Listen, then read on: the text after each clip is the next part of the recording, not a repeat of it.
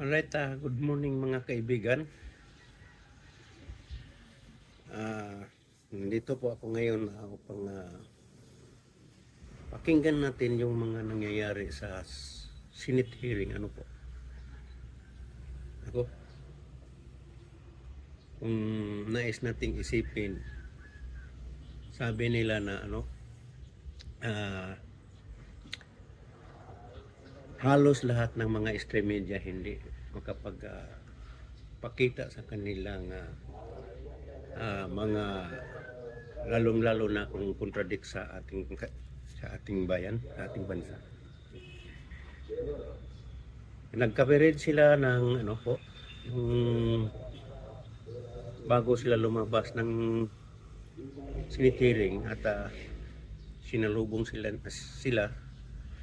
ni shout out po pala kay Brother Starbellers po.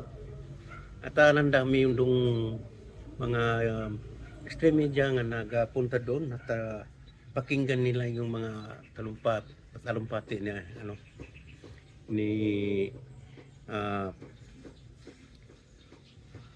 Exapedia sabay yung Jojo Pedia Jojo Morales. Ewan ko kung ipalabas nila sa extreme media ito sa mga ibang channel. Pakinggan tingnan natin kung bukas baka ipalabas nila yun. Basta medyo kontra sa kanila,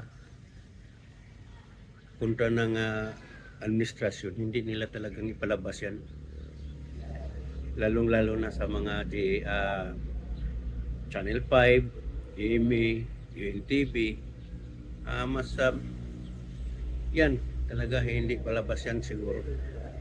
Tingnan lang natin kung ipalabas ba nila yung bukas.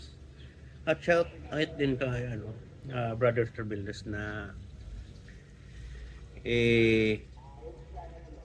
pinakita niya yung lakas na loob na sinalubong niya, ambos sa system niya ginagawa kay Expedia Jojo Morales. Ayan, pakinggan natin yung kanyang mga sinasabi. Po. Ito na po.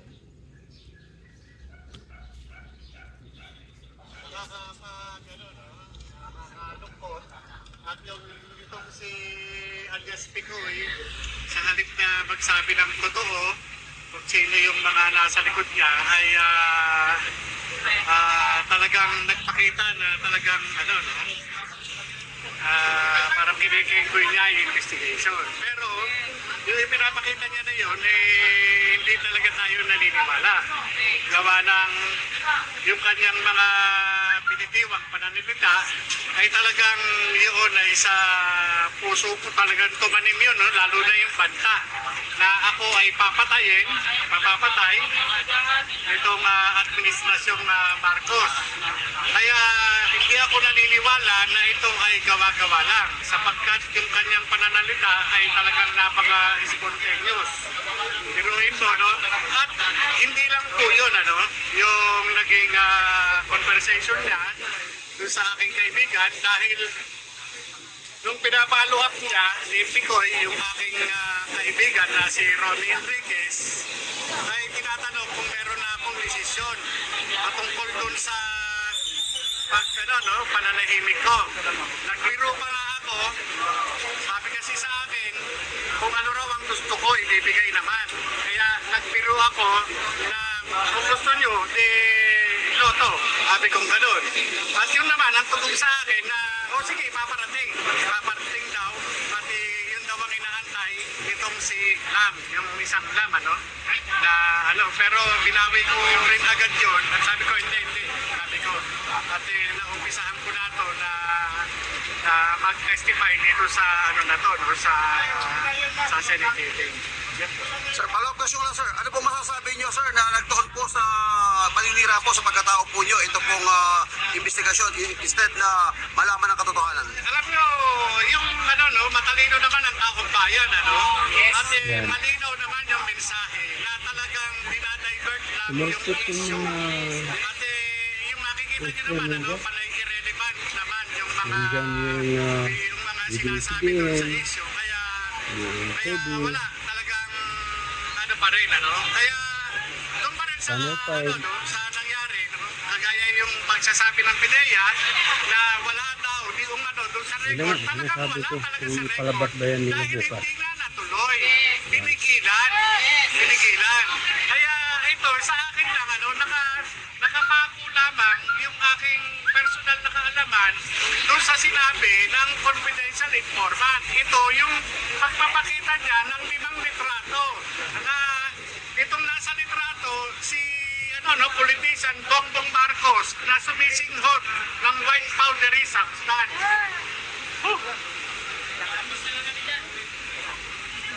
Yun lang po. Bale, Ano kung masabi nyo na sinabi ni Senator Jenggoy na imagination niya lang po yun? ay, nasa kanya yun.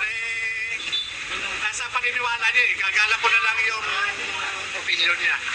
Sir, maraming salamat, sir. Kasi,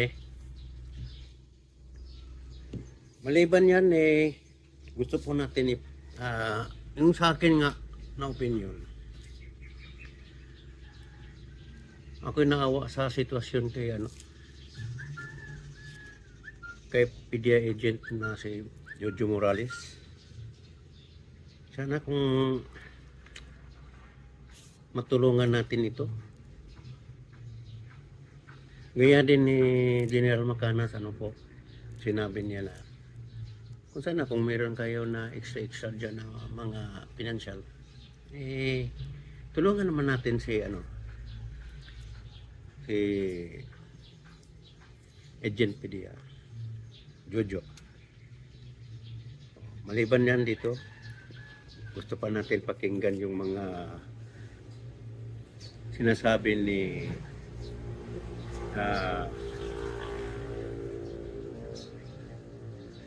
General's opinion kay General Macanas. Ayan, pakinggan natin ito kay General Macanas. Mga kaibigan, gusto kong magbigay ng aking reaksyon sa katatapos lang na Senate hearing.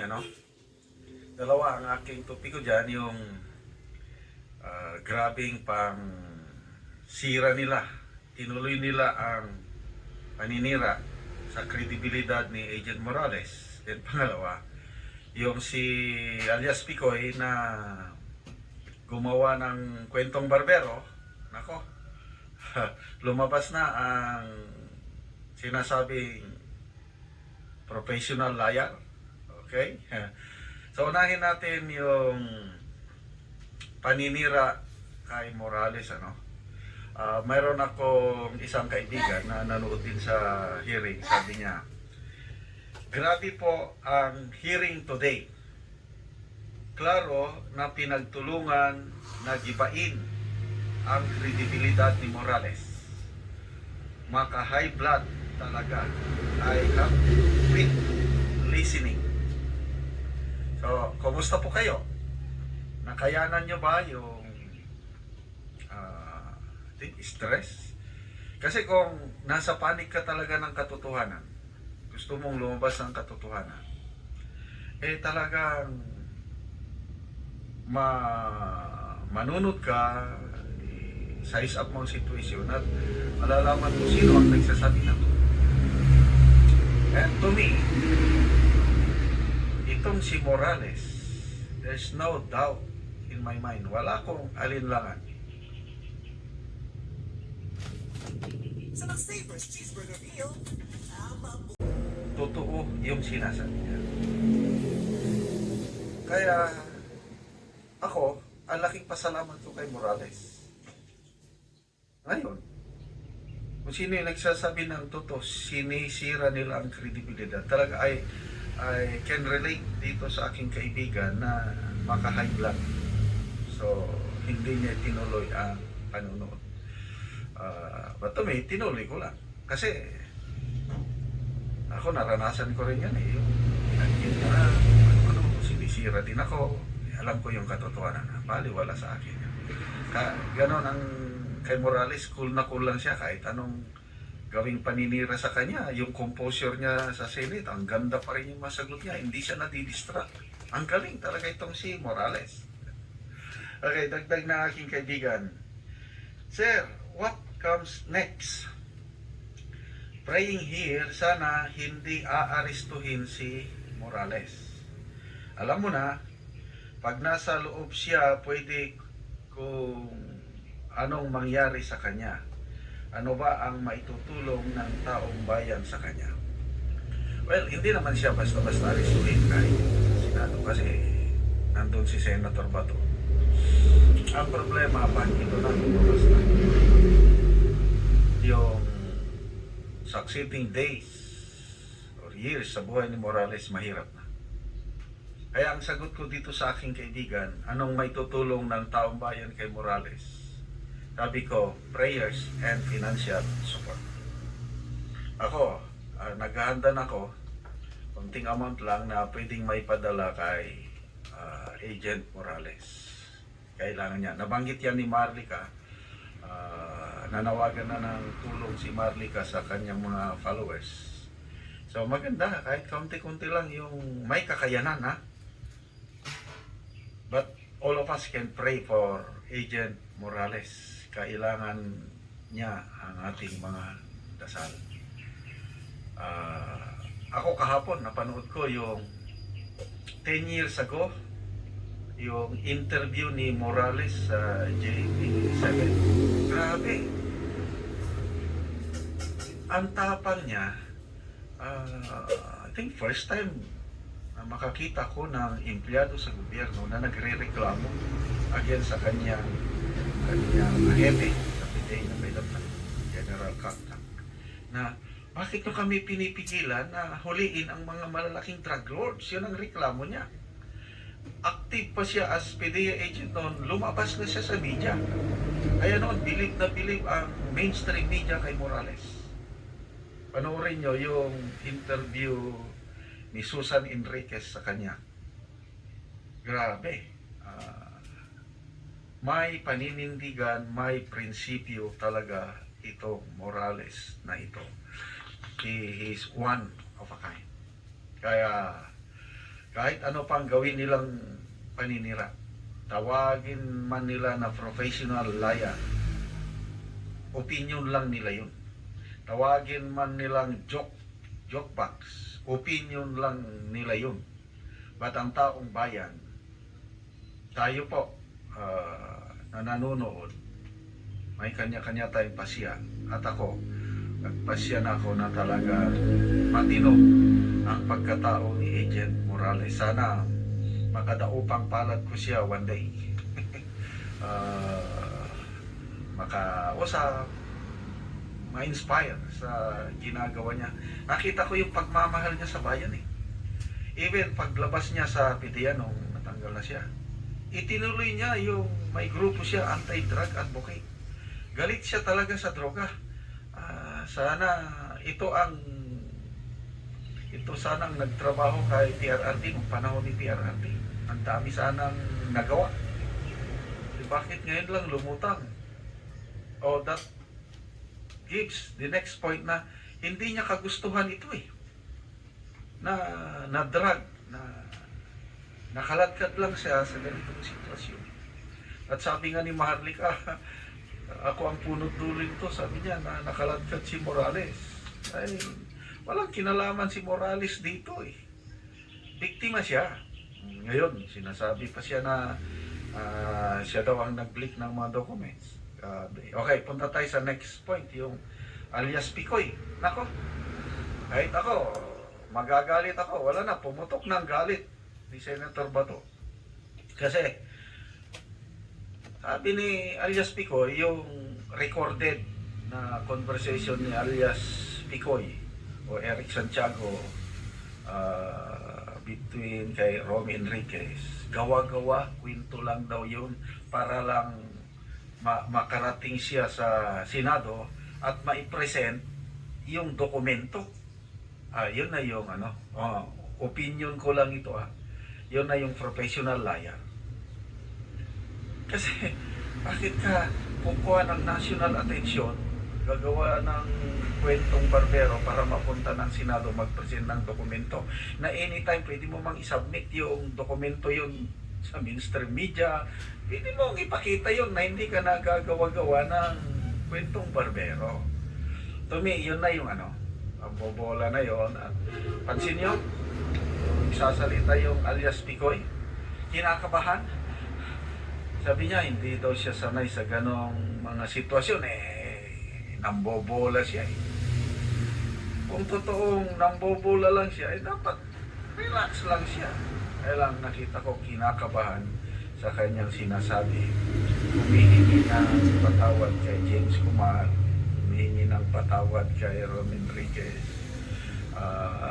Anyway, tayo na. Taong bayan ang magpasya kung sino ang nagsasabi ng totoo at hindi. Basta nag-iisa ang Agent Morales na ito. Kahit ano pa man ang gawin nila paninira sa kanya, you cannot put a good man down. Diba yun ang kasabihan? At maswerte po tayo, yung mga naniniwala, maswerte po tayo at nagkaroon tayo ng kagaya ni Morales na may paninindigan, may pagmamahal talaga sa bansa. And of course, katimbang na rin niya si Maharlika. Silang dalawa na ngayon ang modern day Jago and Gabriela sila. Kaya kaliwat kanan na ang nag-i-interview kay Morales